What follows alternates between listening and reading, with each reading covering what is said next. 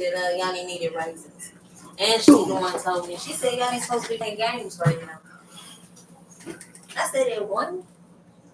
She said games. What's shit? She said she don't have a Nintendo. I said no. Sure, She said she don't have a what did she say? What the fuck did she say? She called it game.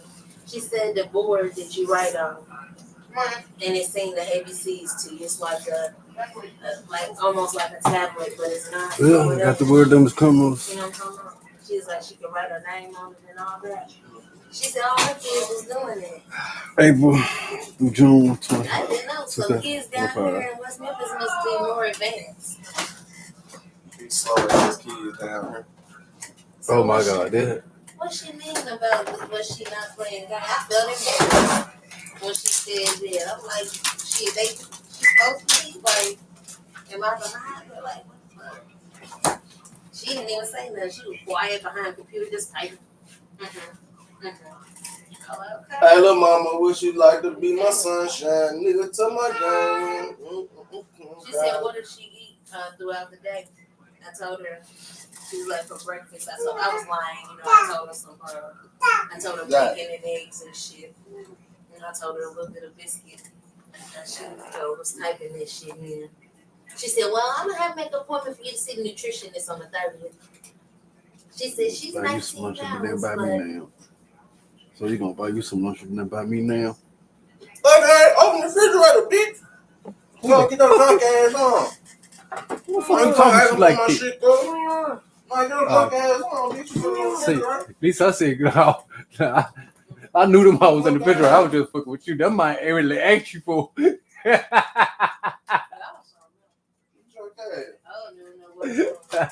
Hey, you better drop my motherfucking knees. I'm gonna put you on your motherfucking forehead. No. Somebody. Go. You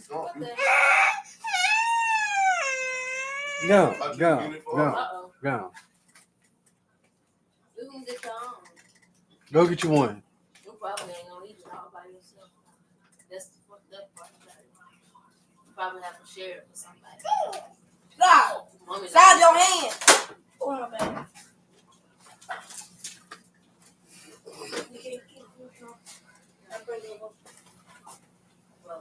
Oh, let's get to it.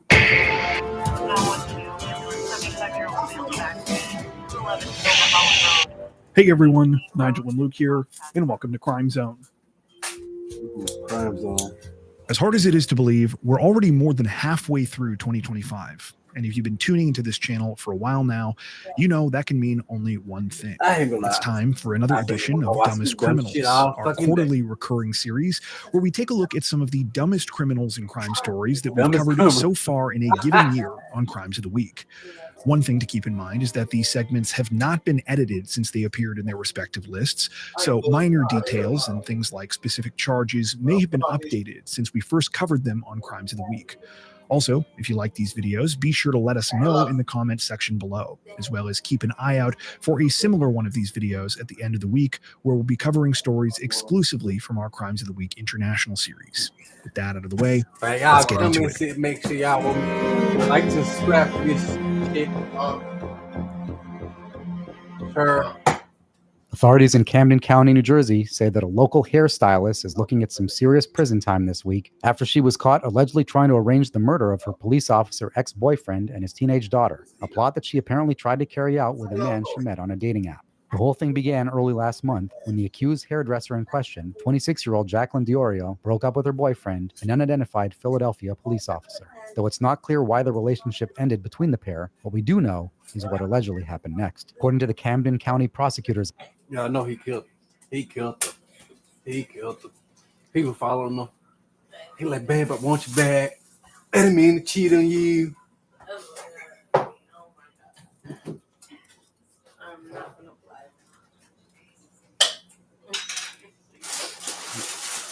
I didn't mean to shoot the court up there and titties like that.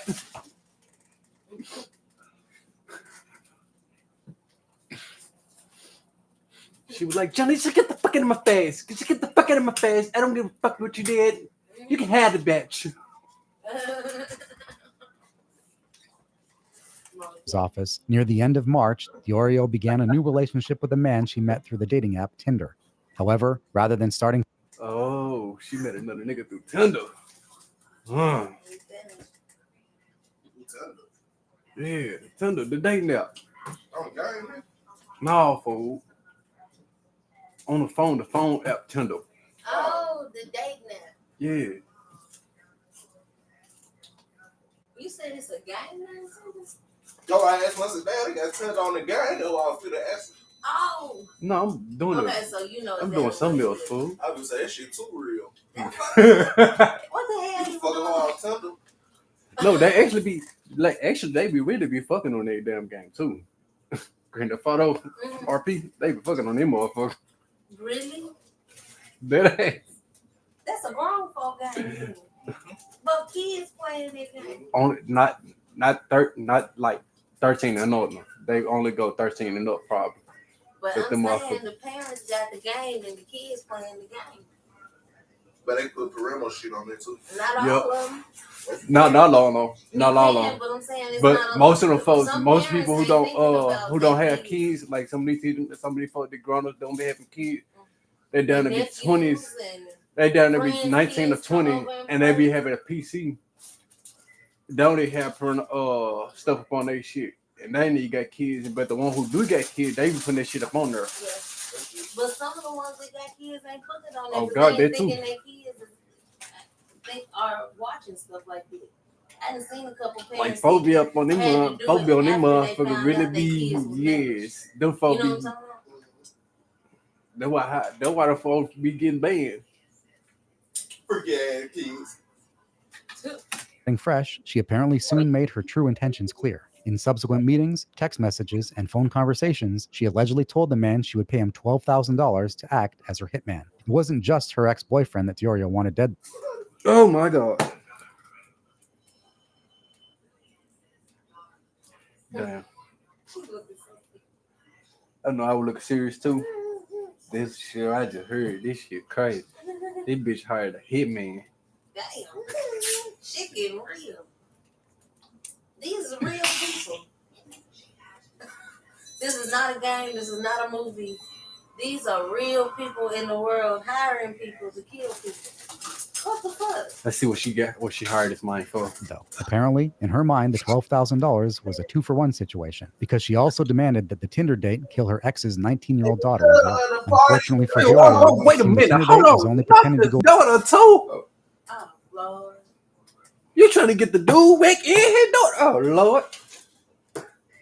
In the club, I'm rolling. She said don't leave. She said leave no witnesses. None whatsoever. She said he gotta go, she gotta go, everybody gotta go. Goddamn. That's fucked up. That's real fucked up. Crucial moments. Go along with her ridiculous plan. On April 3rd, he turned her into police and became a confidential informant. The following day, he arranged to meet up with the 26-year-old one last time at a Dollar General store where she reportedly handed over $500 meant to be a down payment on the double murders. As soon as she... How dumb she feel? How dumb are you? How dumb are you, bitch? That's a pretty good choice you made because I was thinking you hired this man to be your hitman. To kill the dude and his daughter. LOL. But he turned you into the police. LOL.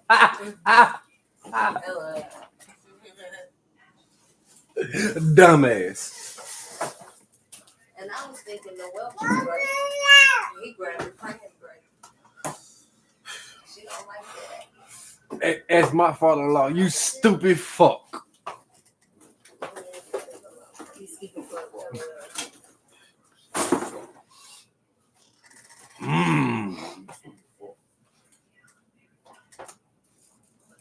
She did. She was surrounded by police who placed her under arrest. Diorio is now facing 2 counts of first-degree attempted murder, 1 count of first-degree conspiracy to commit murder, and 1 count of third-degree possession of a controlled dangerous substance.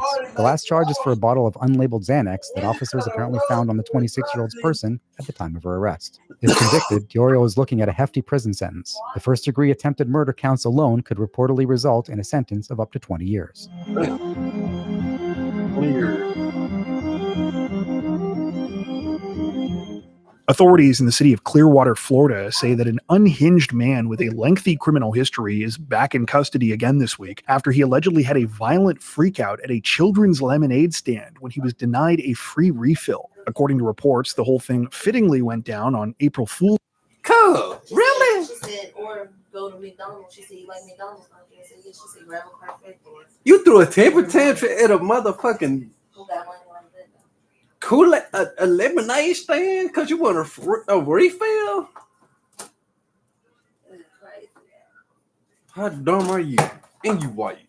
You and you ain't got no hairline. In the middle of the Ain't like you just got your ass beat by them little kids. Yeah, they told me a lot of stuff that I didn't know.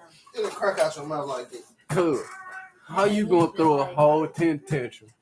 I'm behind. I'm sure you're doing a $7 meal deal. She gotta take it down.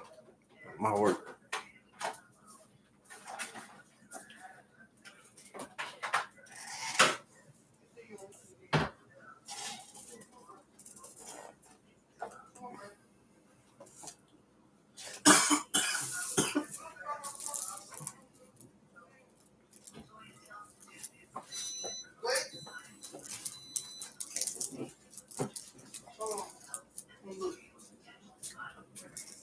Boy. This man right here. Oh, this shit cool. That's how you'll be ready. Yeah. What, you finna go? Yep. This man threw a whole tantrum just because he want to fucking refill.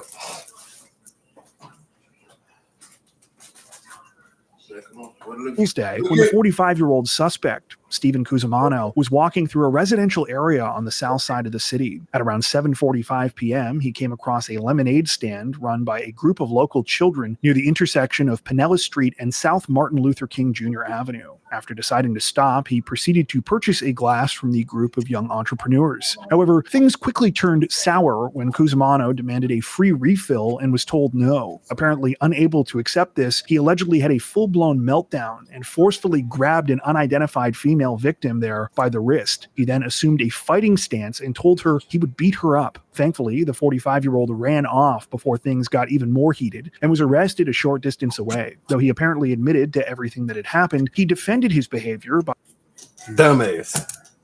by claiming that the female victim was, quote, talking shit to me. Police reports do not identify the victim by name or age, but again, given that this was a children's lemonade stand, it's safe to assume she was likely a minor. Anyway, after being arrested, Cusimano was slapped with a felony battery charge, an enhanced offense due to his extensive prior criminal history. That history reportedly includes prior convictions for battery, as well as convictions for trespassing, narcotics possession, disorderly intoxication, assault with a deadly weapon, theft, and disorderly conduct. Somewhat ironically, you might say that life has now given Cusimano his fair share of lemons, but only time will tell if he'll use them to make his own lemonade, rather than trying to steal someone else's. Oh, he gonna make a lemonade, all right. Yeah, he gonna make a lemonade, all right, and that's what. He gonna be like, yummy.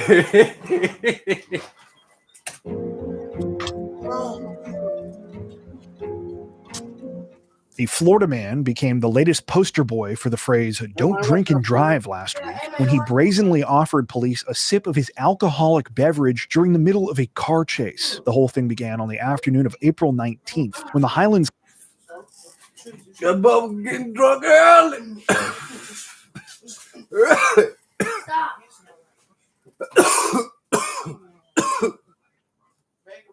He was getting drunk the day before 420.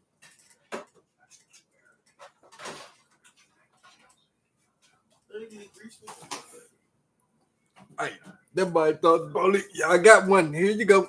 County Sheriff's Office received a call about a theft at a local convenience store. Moments earlier, a man, later identified as 39-year-old Richard Christopher Smith, had... Damn, cuz, them folks like they beat your ass through the concrete, cuz. Your shit fucked up. And you smell the hardest motherfucker. Dumbass. Had allegedly stolen several items, including alcohol, from the Spring Lake market before walking out. Officers arrived at the scene just in time to see Smith driving off in a black minivan, prompting them to begin a pursuit. However, they had no idea just how ridiculous. Cause you know you want to go get that far in that minivan. About no damn serve.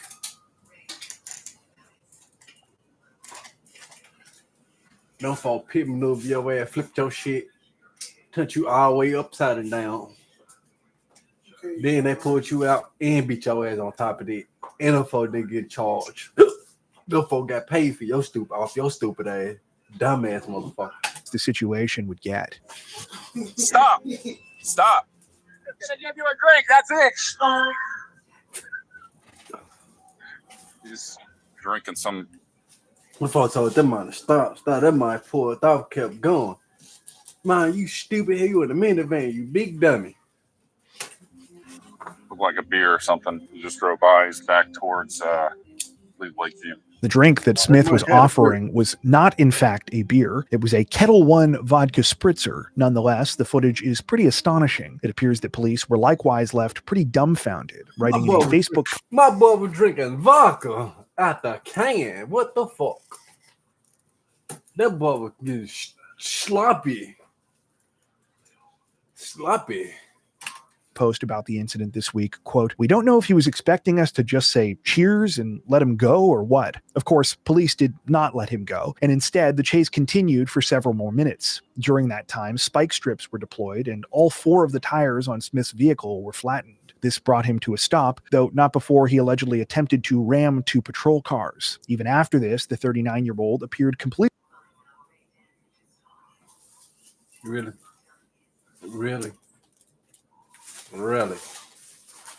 You tried to ram 2 patrol cars? How did that work out for you? Not so good. Not so good.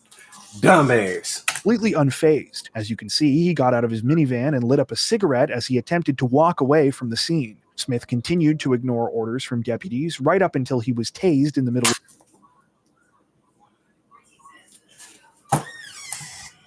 Lord have mercy, please help these folks. In the Jesus' name of this blunt, amen. Of the road and placed in handcuffs. Even after losing his freedom, the 39-year-old apparently did not lose his sense of humor, though, and continued to make a joke out of the whole thing. A lot of stupid right now. We've had fun, all right? Smith is now facing a slew of charges, including aggravated assault on a law enforcement officer, battery on a law enforcement officer, resisting arrest, DUI, refusal to submit to a DUI test, and petty theft. He's sitting. Authorities in Springfield, Missouri released the details of a bizarre crime this week, revealing that a local man offered quite the novel excuse after he was recently caught for allegedly fleeing the scene of an accident. The whole thing took place back on the night of February 27th at a come-and-go convenience store. That evening, the suspect, 60-year-old Dale Hammett, had gone to the business, presumably to purchase a couple of last-minute items. However, before he could get out of his vehicle, he messed up big time. While sitting in his 2012 Dodge Ram, he accidentally rammed the front windows of the building. That was just his first mistake, though. You see, rather than getting out to provide information or call for help, he simply backed up and drove off. Things get even weirder because, according to a probable cause statement, Hammett came back to the store twice that same night. However, it wasn't to fess up. Instead, the 60-year-old reportedly denied any wrongdoing, both to employees at the business and police, even after he was shown the security footage of the crash. As you might imagine, though, since the whole thing was on film, it wasn't hard to link Hammett and his truck to the incident. When police paid him a visit at his home about half a mile away, he finally admitted to what had happened, but claimed that it wasn't his fault. Instead, Hammett blamed his shoes. Specifically, he had said that his Crocs had gotten stuck in the accelerator pedal of his vehicle, causing him to fly forward and crash into the convenience store. He said that afterwards he had panicked, and that's why he fled. Unfortunately for Hammett, his Croc-related excuse didn't help his case much. Because the collision did more than $3,700 worth of damage and he fled the scene, he has now been charged with leaving the scene of an accident where property damage exceeded $1,000. While it's unclear if there was anything else going on that might have contributed to the crash, we do know that Hammett has a history of making poor choices. After all, he knowingly purchased and wore a pair of Crocs in public in the first place. If you ask me, the only appropriate penalty here is a life sentence. All kidding aside, though, because this is a felony, Hammett is facing between 1 and 4 years in jail, as well as a maximum fine of $10,000.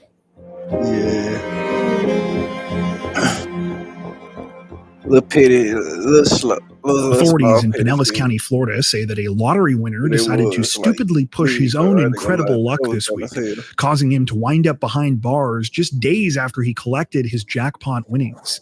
According to reports, the whole thing began on the evening of April 29th when the lottery winner in question, 50-year-old James Farthing, was at the Tradewinds Resort in the city of St. Pete Beach. He was apparently there to celebrate after hitting it big a few days earlier.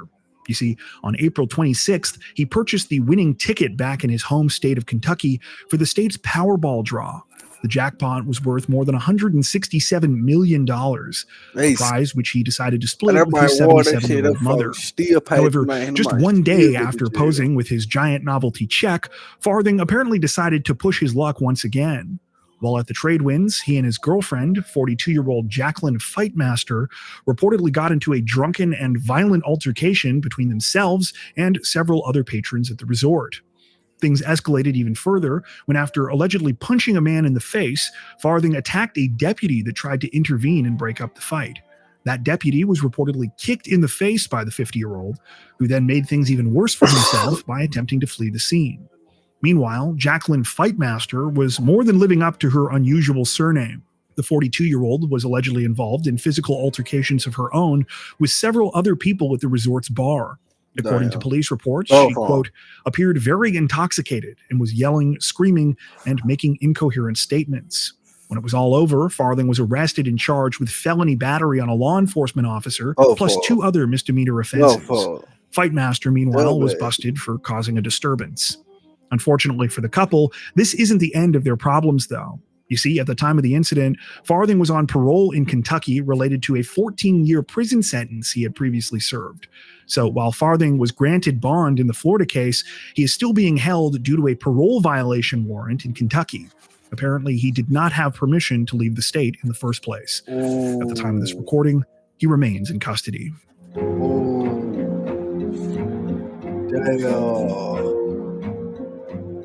A Michigan man won't be winning any Father of the Year awards, but definitely is facing criminal charges after he allegedly forced his adolescent daughter to help him commit a home invasion last week, then ditched her when they were caught in the act. The whole thing began on the evening of April 29th when the man in question, 29-year-old Andre Stefan Curtis Broadenax, allegedly stole a car in the city of Dearborn Heights. According to police, he then used the vehicle to drive himself and his 11-year-old daughter to an address in neighboring Detroit, where he forced the young girl to take part in a home invasion. However, after the pair forced their way into the property on the 600 block of Marquette Drive, they were apparently caught by the son of the 70. Hey, chat. Chat. YouTube.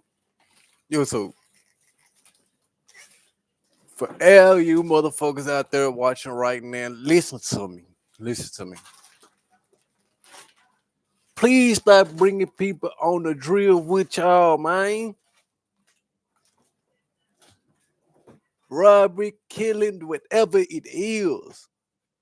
If it got something to do with money, don't bring nobody on the drill with y'all. Not no goddamn kids, not no woman, not no old people. Bring one nigga, bring you, and they gotta be somebody you trust. Cause one nigga can help you out with a whole lot. Yeah, trust me. Maybe two niggas. It could be 3 niggas. It could be you, somebody you trust, and 2 other people you trust. Come on, man. Stop bringing other people on the drill, cause you gonna get caught. Somebody gonna fucking fold. Somebody gonna snitch. 75-year-old homeowner. When they were, Broadenax reportedly took off immediately on foot, leaving his daughter behind to take the blame for the whole thing. While Broadenax was caught shortly afterwards and police quickly pieced together what had actually happened, that's not really the point. Aside from the illegality of the whole thing, the bigger issue is that Broadenax put his young daughter in an incredibly dangerous situation. As one resident in the area stated during an interview with reporters, quote, "Right now you could have just lost your life and your child's, so it's really sad." Following his arrest, Broadenax was charged with first-degree home invasion, second-degree home invasion, larceny in a building, receiving and concealing a motor vehicle, inducing a minor to commit felony, and contributing to the delinquency of a minor. He currently remains in custody. Like a dumbass.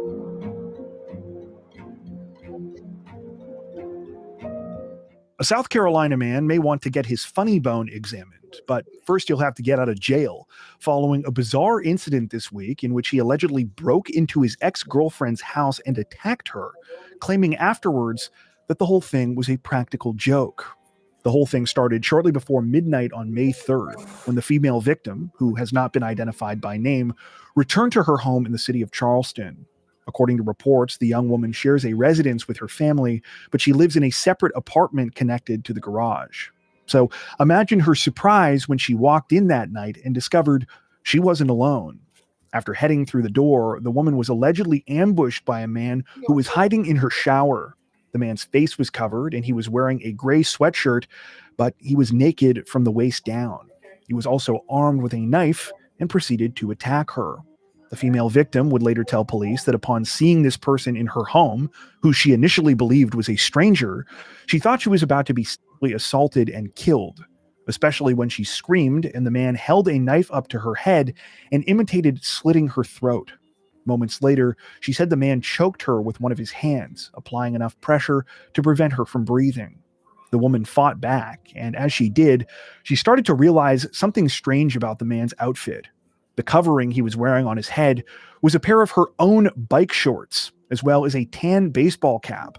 After she was able to pull these off, she recognized her attacker as her on-again, off-again boyfriend, 25-year-old Jackson Arnold. It was only at this point, apparently, that Arnold stopped assaulting the victim. But that's when things got even crazier. You see, according to Arnold, the whole thing was just a prank. Yes, that's right. He claimed he broke into his ex's house under the cover of darkness, hid inside her shower with no pants on, and then attacked her with a knife because he thought it would be funny. In his words, he wanted to, quote, lighten the mood because they had been arguing over text earlier that day. Unfortunately for Arnold, his so-called That might freak hell, that might freak as a motherfucker. That might attack the ex. Say it was a prank. He wasn't liking the move.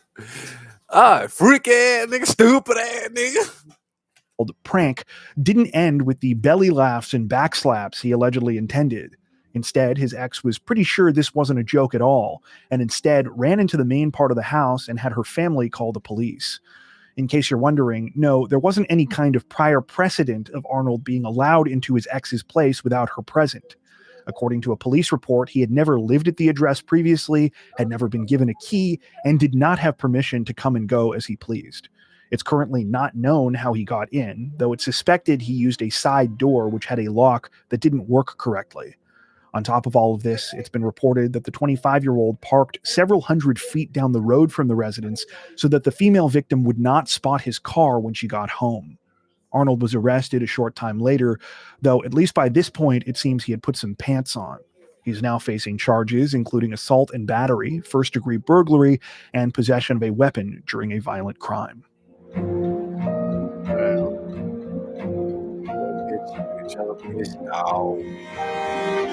Representatives from Ohio's Springfield Township Police Department say that what started out as a simple traffic stop got far stranger this week after a woman was pulled over for a violation and she ended up getting busted for something else entirely, thanks to her pet raccoon. According to a Facebook post put out by the department this week, the whole thing started around 7:15 p.m. on May 5th when an officer conducted the stop in question just off of South Arlington Road.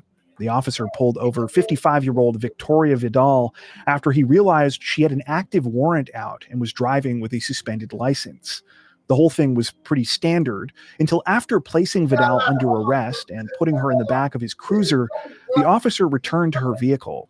And let's just say what was waiting for him in the front seat was surprising. Oh. Hey. What? I come here. Hello? The raccoon has her pipe.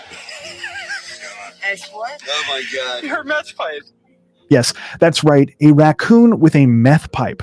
Not just any raccoon, though. Vidal's pet raccoon, whose name is Chewy. In what is perhaps the strangest genesis of probable cause I've ever heard of, the discovery of the meth-smoking trash panda led to a further search of Vidal's vehicle. That's where officers allegedly discovered what they described as a bulk amount of methamphetamine, an undisclosed amount of crack cocaine, and 2 more pipes. As crazy as all of this is, I'd argue that's not even the most bizarre twist in the case. You see, despite Vidal's alleged illegal activities, the one area where she was apparently following the law was in terms of her pet ownership. According to police, she had the proper paperwork for Chewy, and it's legal to own raccoons in the state of Ohio. Now, whether or not she'll get Chewy back, though, is another question. I mean, he looked quite comfortable handling that meth pipe, so I think it's safe to say authorities had some concerns for his well-being. At the time of this recording, Vidal remains in custody on multiple drug charges as well as driving under suspension. She's expected to face more charges in the coming days. It's unclear where Chewy the raccoon currently is, though reports say he was unharmed at the time of the arrest. Yeah, because he was high.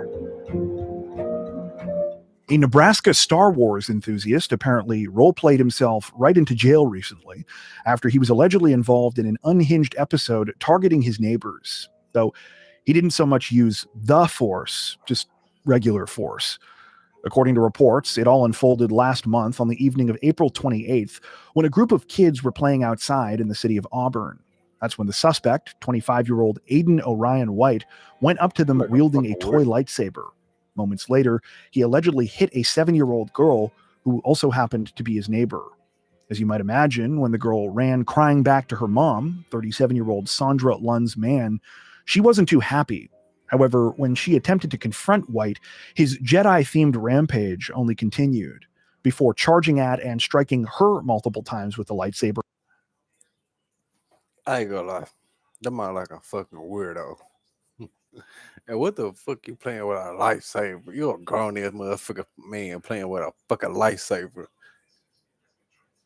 Nigga around a whole bunch of kids. As well, White reportedly yelled, quote, "I'm not in the mood. Get back in your house." When police were called, White reportedly spoke to them quite calmly and seemed apologetic, though he apparently couldn't help but get angry when he started talking about his neighbors.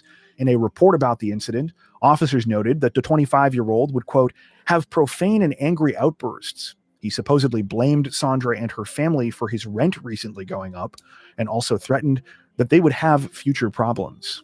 Perhaps the most bizarre part of the report concerns the lightsaber itself, though, which authorities seem to stress was not merely a toy. I mean, it was a toy in the sense that all lightsabers are toys because they don't really exist. But I think what they were getting at was more that it was quite hefty. Specifically, the report describes it as a, quote, "higher quality device, approximately 3.5 feet long, constructed of metal and thick plastic." A deputy further noted that the lightsaber could, quote, "cause significant pain and injury when used to strike an individual." When it was all over, Aiden White was arrested and charged with 2 felony assault counts. The 25-year-old was held in lieu of $50,000 bail, and according to reports, his lightsaber was seized. Perhaps unsurprisingly, a judge also ordered that he undergo a mental competency evaluation.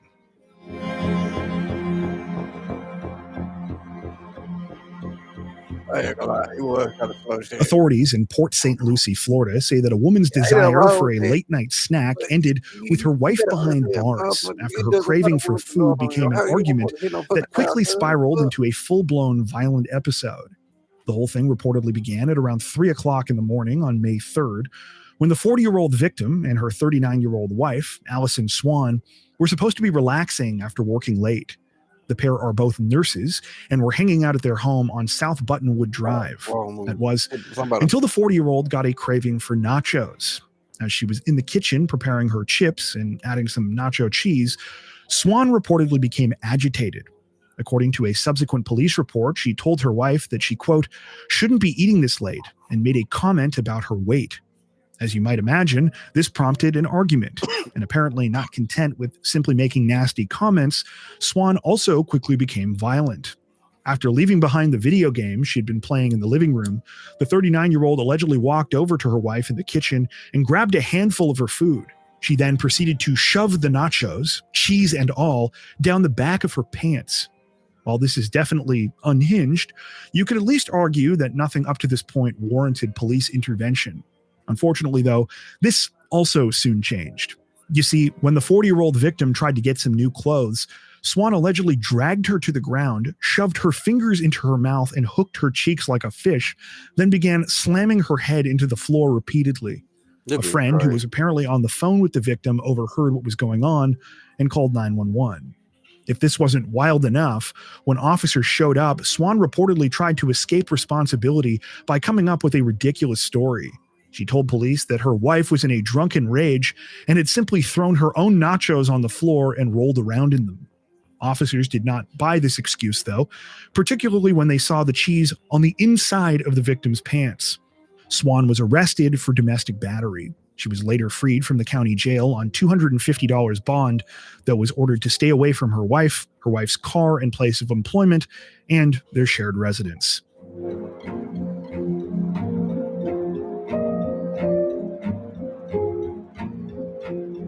I don't know about you, but when I was a kid, I enjoyed going to the hardware store with my dad. Not because I was particularly interested in building or anything, but because me and my siblings liked to run around and look at all the demo furniture and equipment that had been set up. Of course, the absolute pinnacle of this was always those little storage/tool sheds that they have outside on display. Mostly because when you're a child, anything that can be used as a fort is automatically awesome. It turns out, though, 7-year-old me wasn't the only one that saw the utility in this. This week, a Louisiana man made headlines after he became enamored with one of these sheds as well.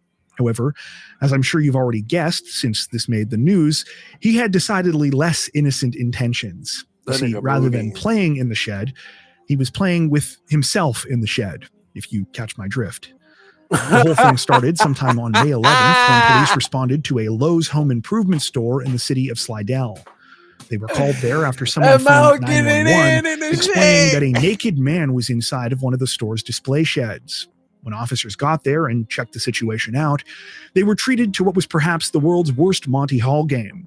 They began opening the doors of the sheds until they came across 66-year-old James Kaliavas. And let's just say they weren't exactly thrilled with what they found behind door number 2, so to speak. According to police reports, Kaliavas was lying on his back inside one of the sheds with his pants around his ankles and an open container of Vaseline by his side. He was pleasuring himself while watching YouTube. Kaliavas reportedly admitted to what he was doing, though, I mean, that was fairly obvious. He was quickly arrested for obscenity and taken to a local jail. As a strange final twist to all of this, apparently Kaliavas is originally from the city of Jasper, Georgia. And if you look up the address listed for him in public records, he's listed as owning a 1-acre property with a small trailer on it. However, the only pictures available show a small storage shed instead. So when he was caught this week, you might say the 66-year-old was merely making himself at home.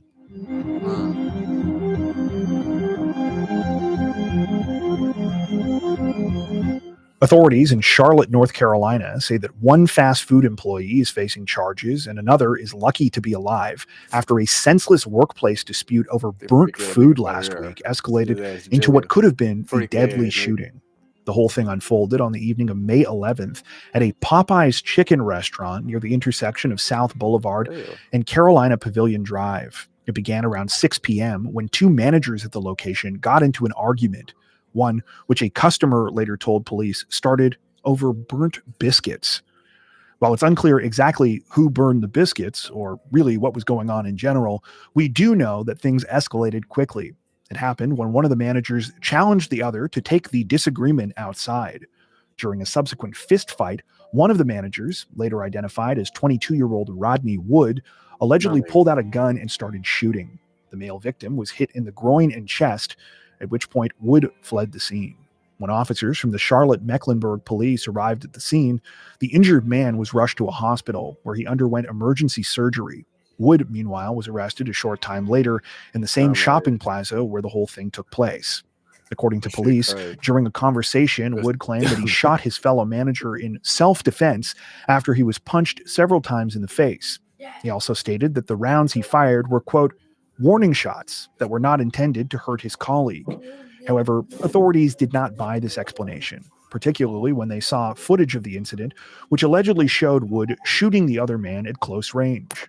On top of this, police say that the two managers had issues with each other in the past, and that Wood had previously asked for a transfer from the Popeyes location because he didn't want to work with the victim. At the time of this recording, Wood remains in custody on one count of attempted first-degree murder.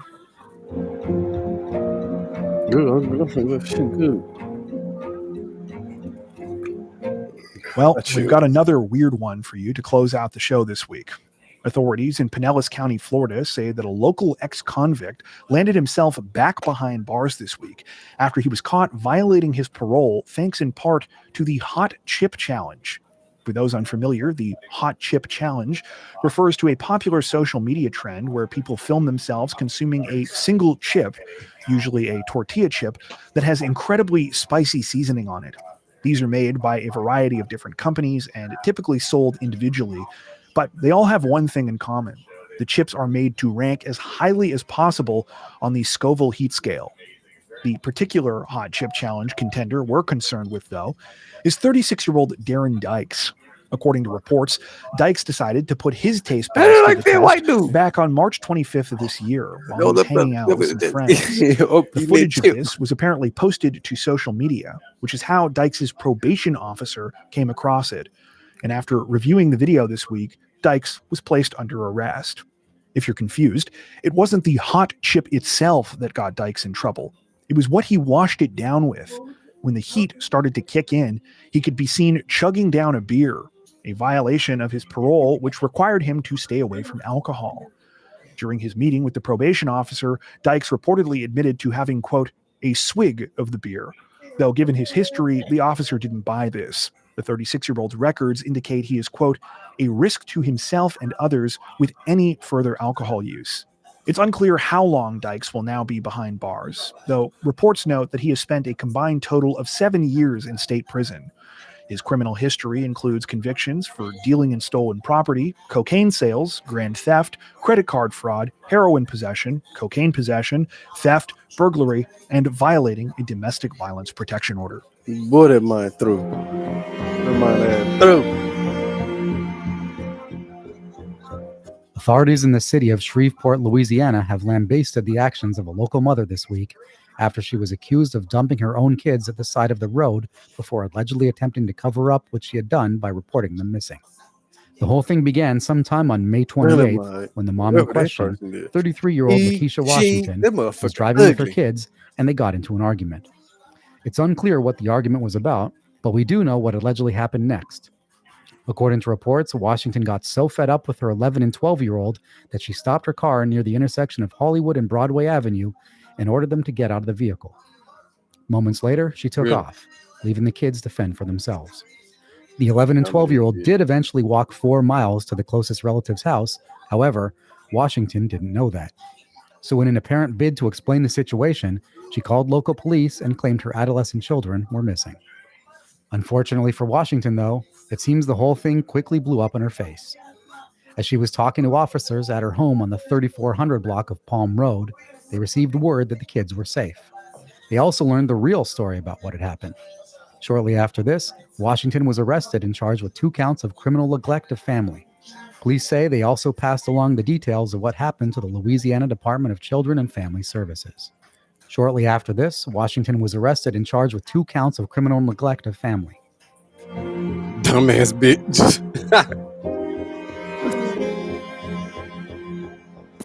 A Washington grandfather's quick and courageous actions may have saved his family's lives last week after an unhinged food delivery app worker showed up at his daughter's house drunk and armed, demanding a tip.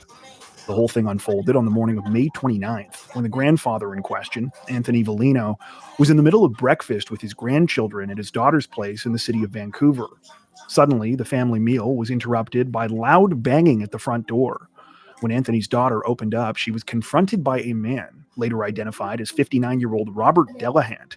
Immediately, the woman could smell alcohol on Delahant's breath as he started to go into a drunken rant. Delahant explained that he had made a DoorDash delivery to the woman's address the night before when she ordered about $100 worth of groceries. He said he had come back that morning because he felt he was owed a tip. Initially, Anthony said that he considered giving Delahant a couple bucks, but as his behavior got more and more aggressive, he changed his mind. That's when he got up and took over the interaction, telling Delahant he needed to leave. However, things quickly escalated when Anthony noticed that the 59-year-old had a handgun strapped to his waist. That's when he realized he was in a fight for his life. In wild home surveillance footage that partially captured what happened next, you can see Anthony struggling with Delahant and moving him away from the front door. He's able to get the gun away from the unhinged DoorDash driver, pushing him up against a vehicle in the driveway as he works to clear the weapon of ammunition. Both men ended up calling 911, though for obvious reasons, Delahant was the only one who was arrested in the end.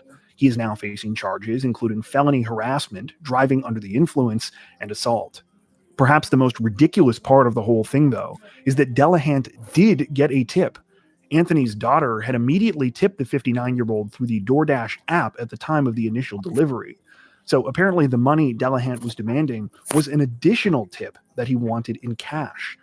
In an interview with local media after Anthony talked about how shocked he was by the bizarre and dangerous situation.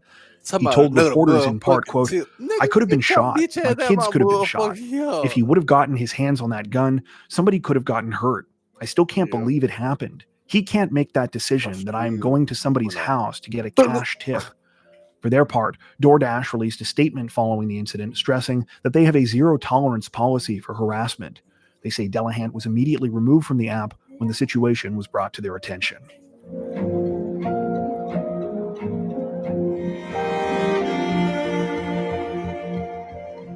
Authorities in the city of Murray, Kentucky say that a notorious local nuisance is facing fresh charges following a bizarre incident last week in which he allegedly released a live animal into a crowded bar as revenge for being kicked out. The whole thing started shortly after 9 p.m. on June 6th when the man in question, 40-year-old Jonathan Mason, walked into the Big Apple Grill and Bar, located on the 1000 block of Arcadia Circle. Mason had barely had a chance to grab a drink, though, before he was approached by one of the bartenders there and asked to leave. The reason for this was that Mason had already been banned from the establishment previously, and he had quite the reputation around the city's bars in general for causing problems.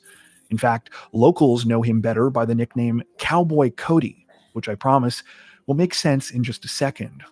Anyway, after spotting Mason, the bartender, 37-year-old Mary Hafner, took it upon herself to ask him to leave. She'd worked there for a number of years, and her relationship with the 40-year-old was better than most of her coworkers. She figured if she just asked Mason to go nicely, maybe he wouldn't cause a scene. For a split second, it seemed like maybe this would work. Mason said, quote, "Oh, I see how it is. They sent a pretty face out here to distract me." But he did head towards the door. Unfortunately, though, moments later, he returned, and this time he wasn't alone. To the disbelief of everyone present, Mason proceeded to release a wild raccoon into the bar before fleeing in his vehicle. In video footage recorded of the strange incident, an employee at the bar can be seen crawling around on the floor as the frightened animal scurries between tables and chairs.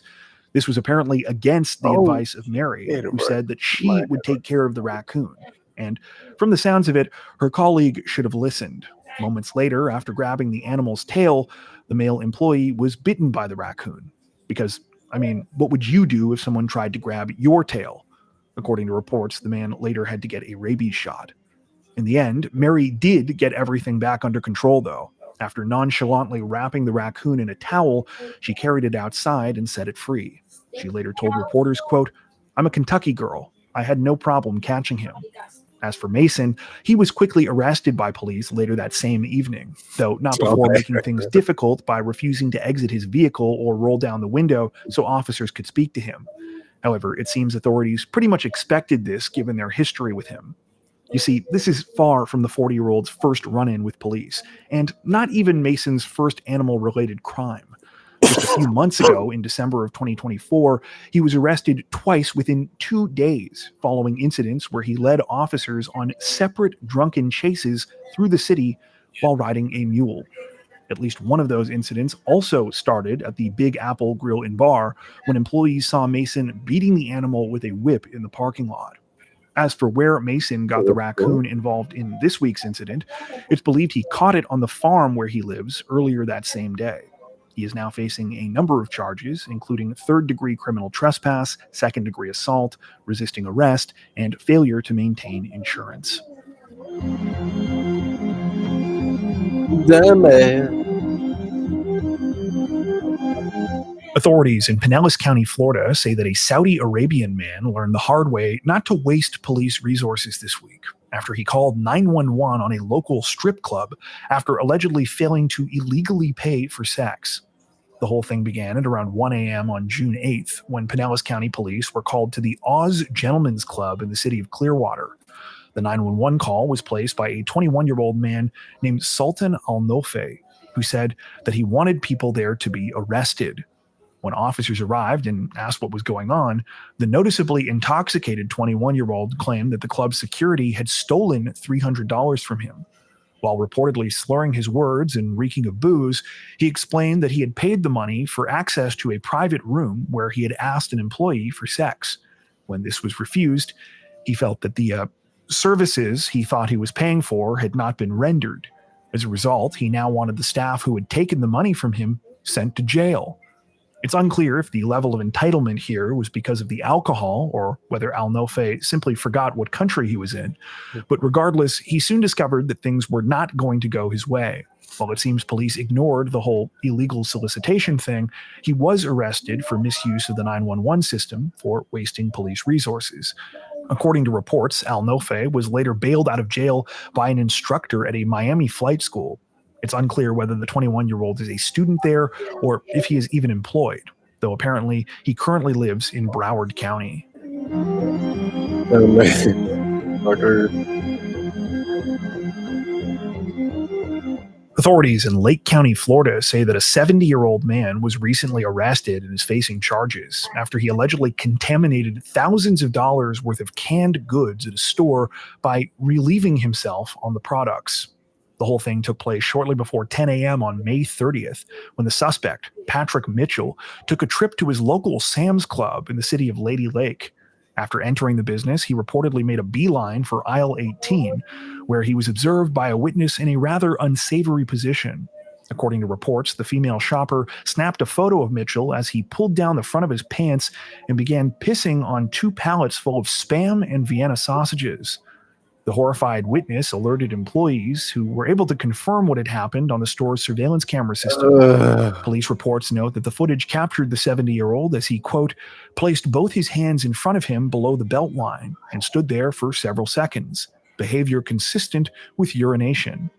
As weird as this already was, what was even stranger was that Mitchell apparently hung around for a bit afterwards.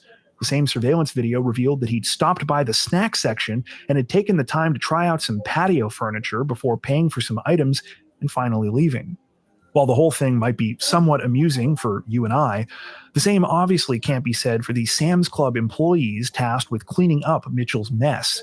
According to the company, Mitchell's impromptu bathroom break also forced him to throw out 188 bulk units of Vienna sausages and 345 units of 8-count Spam Classic. The combined value of this is said to be more than $10,500. Unfortunately for Mitchell, he'd picked a pretty stupid place to illegally drain the main vein. Since you require a photo ID membership to even enter Sam's Club, it was pretty easy to cross-reference this with his purchases and the surveillance footage. He was arrested and is now facing charges of disorderly conduct and felony criminal mischief.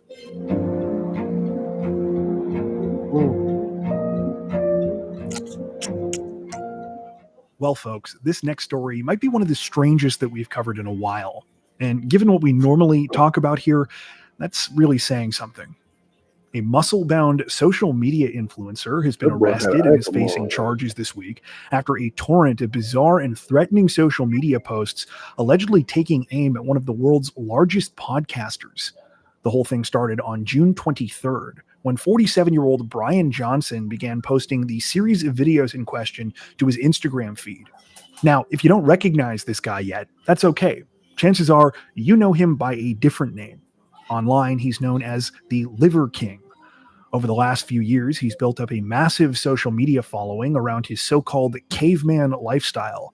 Perhaps more than anything, he's known for his bizarre eating habits, frequently dining on raw meat, especially animal livers. And he rose to prominence crediting his bizarre lifestyle and dietary choices for his massive physique. That was until late 2022, when he was caught lying about the massive quantity of steroids he was using that were costing him upwards of $11,000 per month. Since then, it seems he's been going through a bit of a downward spiral, to put it lightly.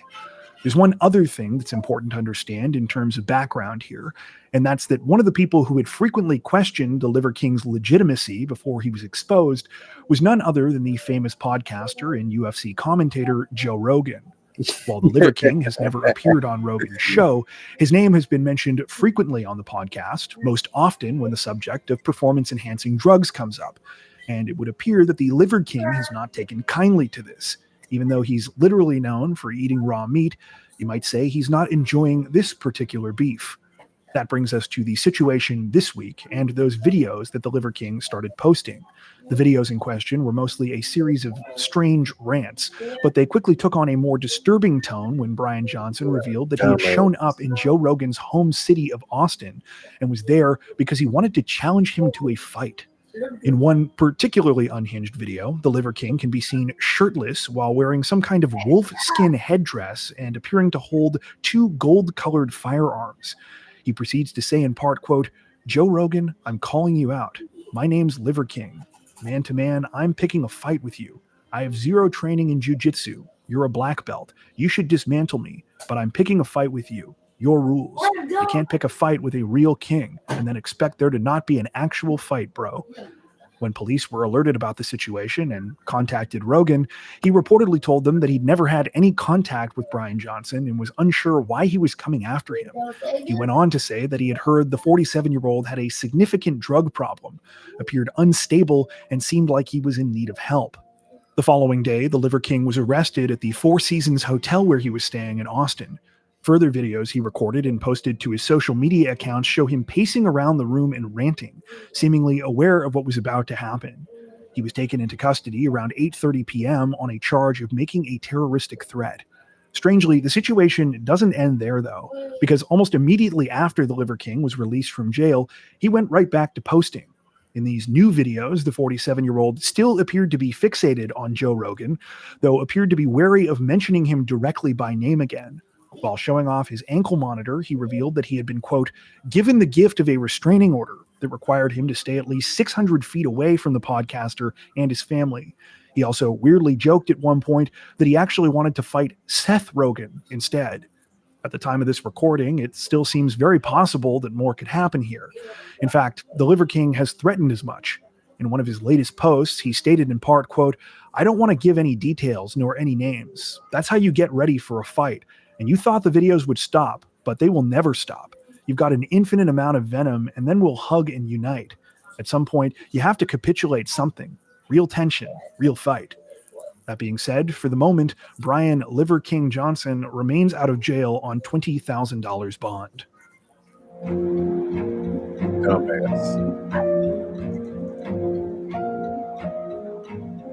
A Massachusetts man is facing a long list of charges this week after police say he pulled over on the side of a highway to chug a beer, only to be caught minutes later driving more than 120 miles an hour.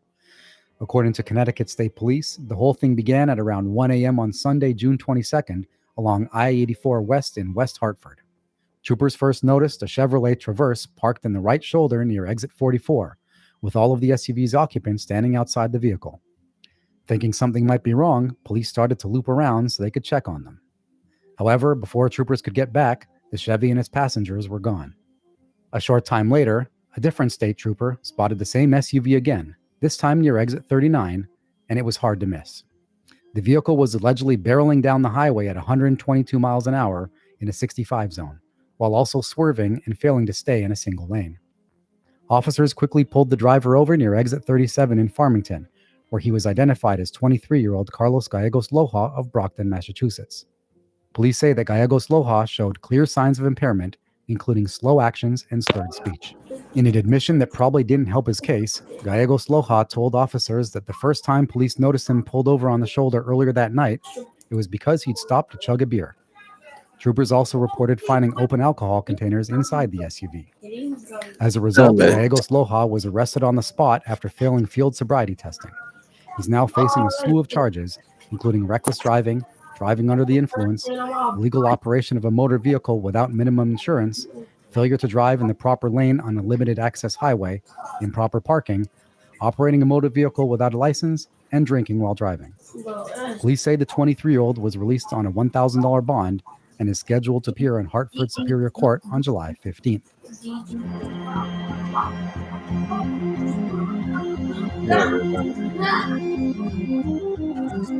A bumbling Connecticut man reportedly earned himself a slew of charges last week after he allegedly tried to break into a municipal building, only to find himself helplessly trapped halfway through.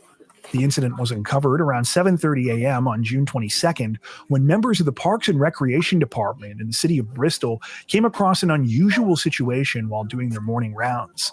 Upon unlocking the Pavilion building in Rockwell Park, they found a man stuck inside the facility's chimney. According to reports, it quickly became clear that the man in question, 35-year-old Carlos Owens, had gotten himself stuck after trying to break in the previous night. He would later tell police that he had climbed into the chimney to try and rescue his dog, who was locked in one of the building's bathrooms. While the animal was found in the bathroom when the parks workers arrived, authorities say that what happened here is still a mystery. The Pavilion building's doors do automatically lock at 10 p.m. every night, but that means the dog would have had to have been inside before that time, and Owens would have had to leave. Though thankfully, neither the dog nor Owens were harmed because of the strange ordeal. Apparently, the same can't be said for the building itself.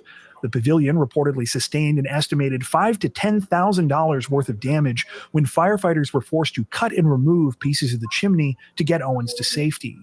As for why the 35-year-old didn't simply call for help when his dog got locked in the bathroom, that appears to be anyone's guess, though some reports have stated police suspect that Owens might have been illegally living in the Pavilion building for some time. Following his rescue, Owens was promptly arrested and has now been charged with burglary, trespassing, and criminal mischief.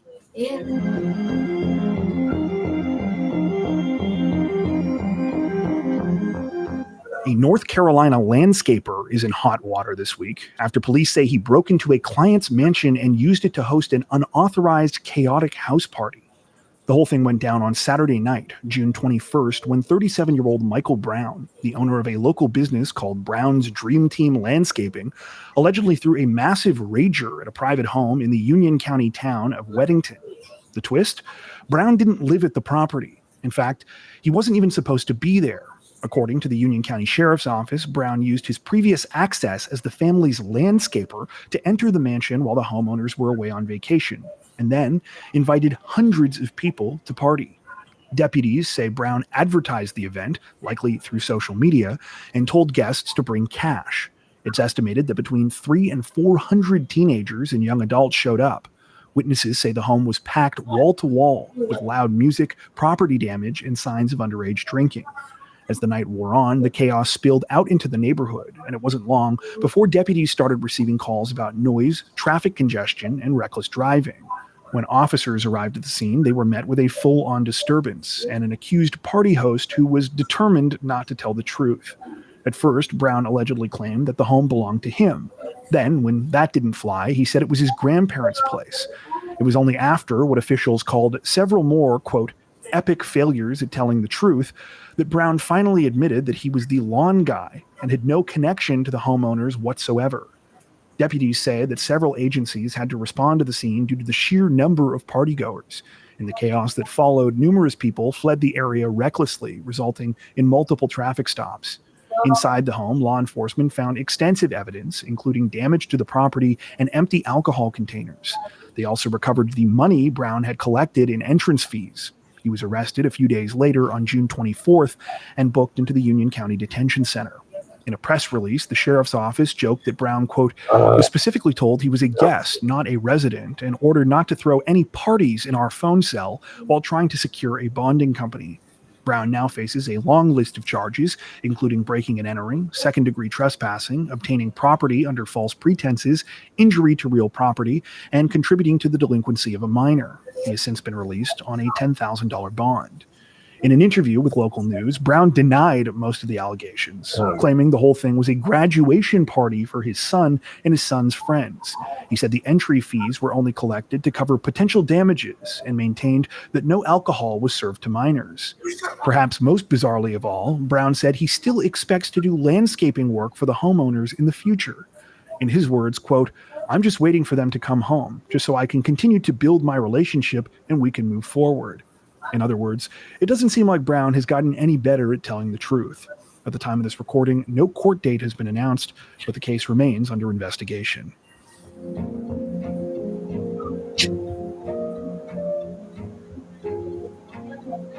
Authorities in Polk County, Florida, say that a local teenager is facing charges this week after he allegedly made a series of unhinged threats against an employee at a fast food restaurant because they messed up his order. According to reports, the whole thing started late one night last week when the suspect in question, 18-year-old Dayton Schaefer, went to his local McDonald's in the city of Lakeland. After purchasing a $5 meal deal, he left, but later realized the business had forgotten to include the chicken McNuggets he had ordered. When Schaefer discovered this, he phoned the McDonald's and the manager immediately offered to make things right. However, the teenager apparently had a different solution in mind. In 3 separate phone calls, he allegedly went on unhinged and swear-word-laden rants against the restaurant and its employees, during which he reportedly threatened to, quote, shoot this shit up. Understandably concerned that Schaefer was going to return to the McDonald's and start killing people, the employees locked the place down and contacted police. They were able to quickly trace the calls to the 18-year-old who was hanging out at his friend's place. And while he reportedly tried to claim his McNugget freakout was just a joke, police weren't buying it, and he was placed under arrest. Speaking of jokes, though, authorities made plenty at Schaefer's expense after he was taken into custody. Polk County Sheriff Grady Judd recounted the situation in a video posted to the department's Facebook page a few days later. The video was filled with McDonald's-related wordplay, but personally, this is my favorite part. It seems that maybe he didn't get his McNuggets, his chicken McNuggets. Well, you'll find in a second that this guy acted like a McNut. Hold on. McNuggets. His chicken McNuggets.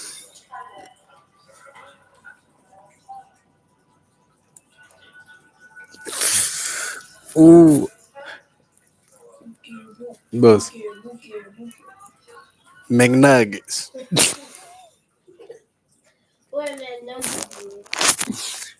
Chicken McNuggets. Oh shit, damn. At the time of this recording, Dayton Schaefer is now facing multiple charges, including felony misuses of a two-way communication device and false report of a bomb or weapon of mass destruction. Before we wrap up, we'd like to take a second to give a huge shout out to everyone who has made it this far into the video. Seriously, thank you so much for watching.